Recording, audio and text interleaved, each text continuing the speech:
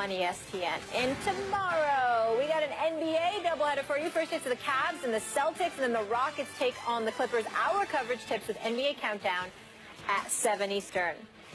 More happening tomorrow as well. The league's deadline for teams to franchise tag players is tomorrow. You know, Adam Schefter is going to be busy, and he and John Keim both say a long-term deal between the Redskins and Kirk Cousins is not going to happen before the trade deadline. So, if franchised, Cousins will make $24 million this year after making $20 million last year. If they franchise him again for 2018, he's expected to make over $34 million, which would mean $78 million over a 3-year period, making him the highest paid player in the NFL over that period. Now, the NFL Network's Daniel Jeremiah said last week that he thought there's a better chance that Cousins would be traded than returned, but the Redskins' trading power could be limited because of a source told John Keim that the only team Cousins will sign with right now is the 49ers under coach Kyle Shanahan. Merrill Hodge, you got all that? A lot of numbers. I got it, and it's you know what? It just smells funny. It smells dirty. You know, there's something else going on there.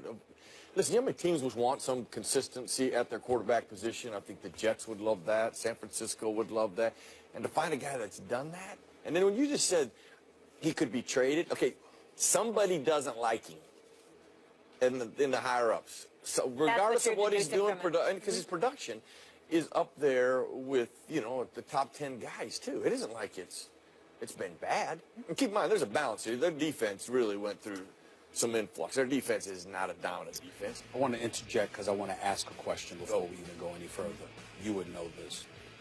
I had about 3 or 4 players from the Redskins who don't dislike Kirk Cousins literally reach out to me during the season while I was on this show saying to me, he can play, but don't go by his numbers always, because they said there have been many occasions where we'll be down or we're struggling, and what he will do is pad his numbers, calling certain plays, you know, in concert with the offensive coordinator, putting himself in a position where his numbers look good, even if it's not necessarily the right play that could help us get stuff done.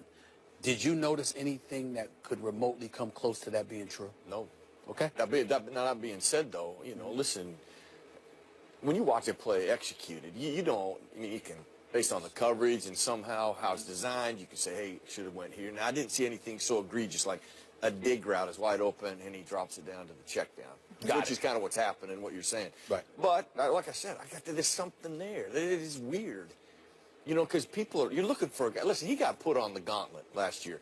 And you think, if he walks that line and plays the way he did, if you said this at the beginning, before they play the Pittsburgh Steelers, at the end he's going to have and play like this, I guarantee everybody would say, he just met it, you know. I do understand the logic from Washington's point of view, because I look at Kirk Cousins solid. As you mentioned, a lot of teams need stability.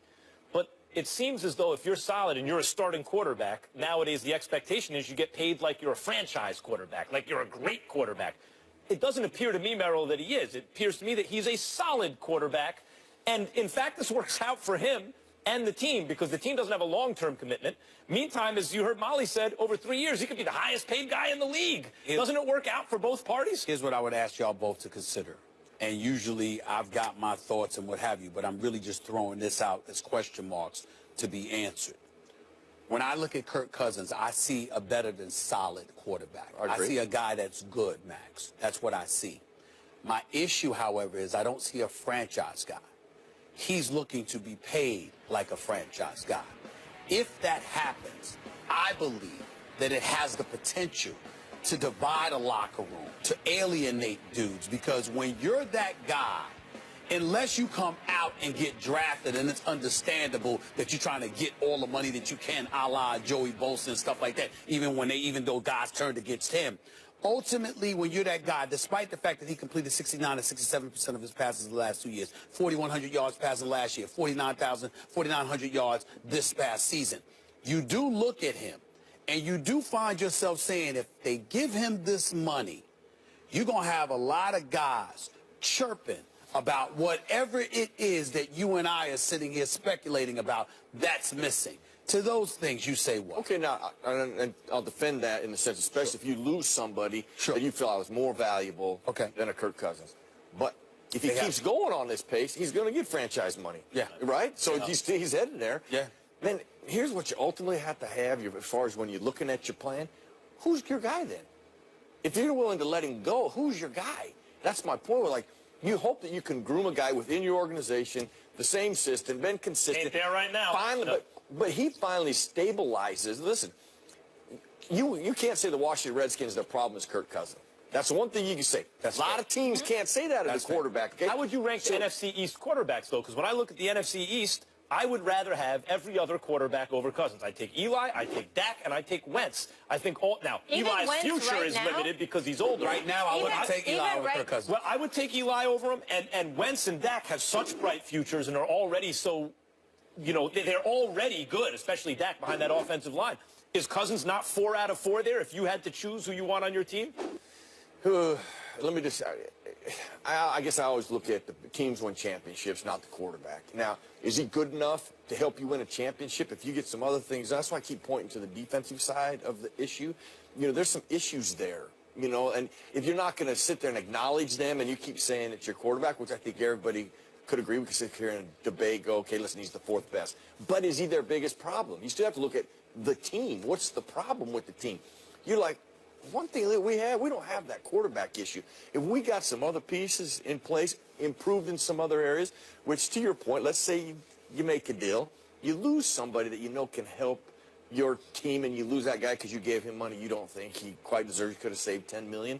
Right. I could understand that, but then that's the problem in the system. That's not Kirk Cousins. You can't blame Kirk Cousins for that, because if you were in that spot, you'd do the exact same thing. I don't blame Kirk Cousins for anything. Well, go ahead. Would you lock him up long term?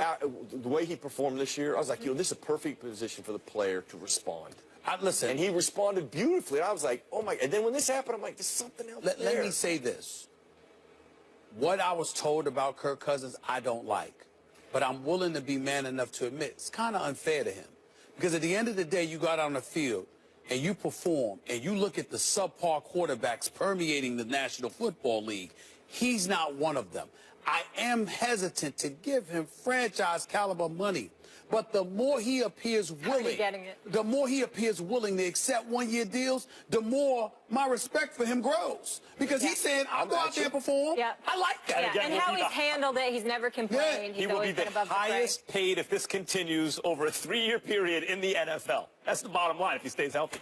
All right, let's keep it moving. So after signing a 1-year deal to stay with the Giants last summer, our Adam Schefter is reporting that Jason Pierre-Paul will be in New York for at least 1 more year after the G-Men slapped him with the non-exclusive franchise tag. It'll pay him $17 million this season if no long-term deal is reached before July 15th. JPP has said he does not want to play under a 1-year deal. Max, this one's personal for you. Yeah. Is JPP the Giants' biggest need? No, he's not. I understand addressing an area of strength. Sometimes counterintuitively you say, okay, this is an area of strength, make it even stronger. And he takes a good defense and makes it really good. Yeah. Not what he once was before the fireworks accident, but still he got back to a very good level. But when I look at the Giants, the defense is not the problem. The problem is the offensive line primarily, I think. And that affects the running game, even whatever you think Perkins can be and all that stuff. And that affects time of possession, and it affects the receivers. They can't even get into their routes half the time.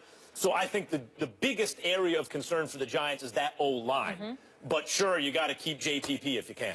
Yeah, well, I'm going to agree with you. Their offensive line, listen, they're just not built to be a great running team right now. You just watch them, and, I mean, there's too many times that listen, that's one thing that 5 guys have to really work together, and you got to move people. And last year studying them, they missed blocks. People got off their blocks. I mean, they just weren't a good running football team. They weren't good blockers.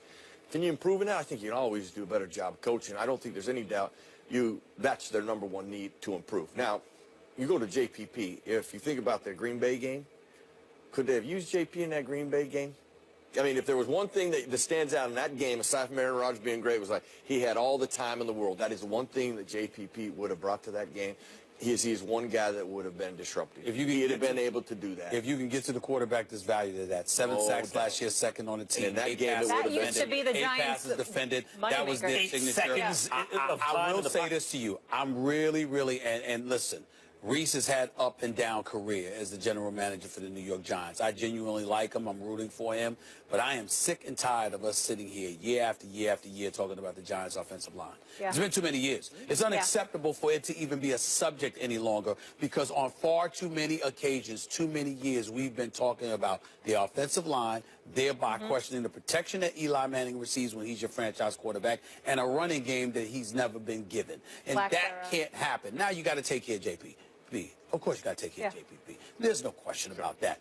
But the fact it shouldn't be a priority. And would I sacrifice potentially JPP if I can guarantee that I'm going to buffer my offensive line with it? And I know they can't do that. You got to challenge JPP, I get it. But if I could buffer my offensive line, that would be more of a priority for me than JPP because it would improve my running game, it would protect my franchise quarterback, and that in and of itself would assist the defense to some degree. Primarily, even though we're talking about the running game, it's the left tackle position that he really hasn't gotten right. Jerry Reese, the Giants GM, he's drafted a couple guys, Pugh and then Flowers, to try to hold down left tackle. They can't do it. They're getting moved to guard or on the right side. And it reminds me, even with the way the Giants did it when they won the Super Bowl, he took David Deal, who was a guard, moved him to left tackle. The Giants have had an issue finding that star left tackle or even a competent one for a long, long time. That's actually the priority, in my opinion. Yeah. Well, listen, if you could have the magic ball and you could say, listen, we could fix that area, because I will tell you this, that one of the most important things, and Bill Parcells, when we worked together here, we had a lot of great conversations. And the one thing that he's always left me with,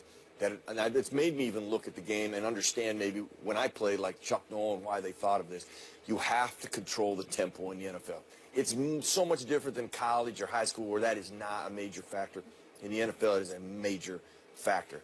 One of the best ways to do that is if you can run the football, it permeates over to the defense, it permeates to your passing game to say, hey, JPP, if he doesn't accept it, but we're going to go that way because we do have the pieces or plan in place to solidify that offensive line. It goes further than the left tackle. I mean, you got center and guards that can't keep people blocked for a second, And even you need a thumper, quite honestly, a guy who shocks the box as a runner. It wouldn't hurt them to get him back, too.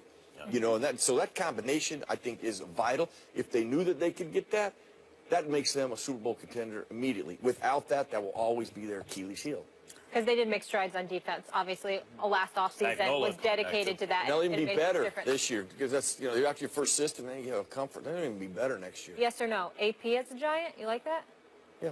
That'll be an interesting one. Okay. But let me tell you this, if you don't feel that offensive line, then you're going to be disappointed in AP. Okay. Merrill, so good to see you. Appreciate perspective. We'll see you on NFL Live a little bit later. The time has arrived, though, for Stephen A's final take. He has a strong message on the final day of Black History Month. Stay here.